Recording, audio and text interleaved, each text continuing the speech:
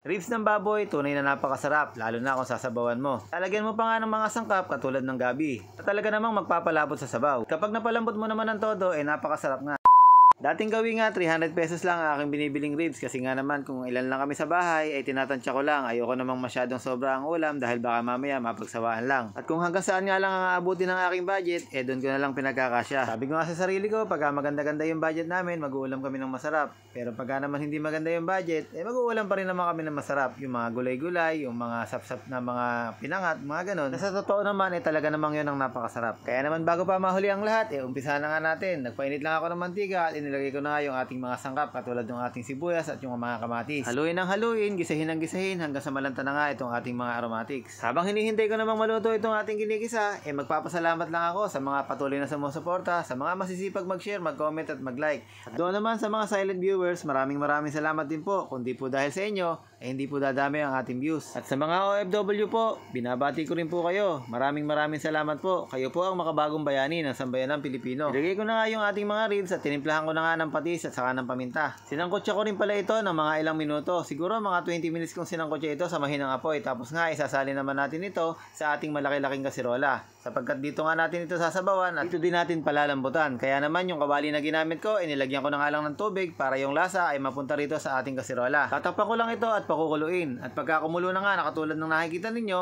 ilalagay naman natin yung ating mga binalatan na gabi. Ilagay na nga natin itong ating mga gabi para nga ito ay mabilis maluto at mabilis na rin lumambot. Ang gusto pala nating mangyari sa gabi ay mapalapot yung sabaw. Kaya nga ang gagawin natin, kukuha tayo ng mga ilang piraso at pipisakin natin gamit ang ating tinidor. O diba, siguradong relate ka. Pagka malapot ang sabaw ng ating nilulutong sinigang, talaga namang napakasarap. At siguradong maraming kanin ang ating maluluto dito. Ha? Anong maluluto? Baka makakain ang ibig mong sabihin. Kapag talaga masarap ang ulam, nagkakautal-utal na no? Hindi mo na alam kung ano sinasabi mo. Pero by the way, ito na nga, sasabawan ko pa dahil nga alam kong medyo malapot-lapot na ito at mapapalapot pa ito pamaya-maya dahil nga nakukulangan ako sa sabaw. Kaya naman nilagay ko na nga rin yung ating mga natitira pang gulay. Meron tayong labanos at meron din tayong sitaw. Palagay ko, umabot sa part ng video na ito. I-comment mo na dyan kung taga saan ka. Susunod kong babatiin yung lugar nyo. At pangarap ko rin palang makapaglibot dito sa ating bansa. Kaya nga gusto ko rin na malaman kung mga taga saan kayo para naman alam ko kung saan ako pupunta pagka may nagustuhan akong lugar. So bago pa nga ako pumunta sa inyong lugar, nilagay ko na nga yung mga natitira pang gulay, yung okra,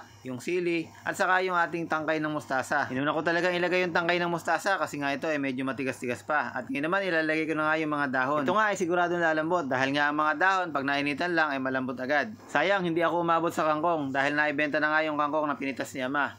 Pero ganun pa man, masaya na ako dito sa ating mustasa. Kaya naman ngayon, lalagyan na natin ng pampaasim. Dahil napalambot ko na nga lahat ng gulay, siguro naman wala nang magsasabi na dapat inuna mo nga yung mga gulay bago yung pampaasim. So eto na nga yun. Dahil kailangan niya nating irespeto yung nakaugalian natin na pagluluto ng sinigang. Ay nako, sigurado kung anong oras mo man ito napapanood, siguradong matatakam ka at baka maghanap ka ng ulam sa 10 oras ng gabi.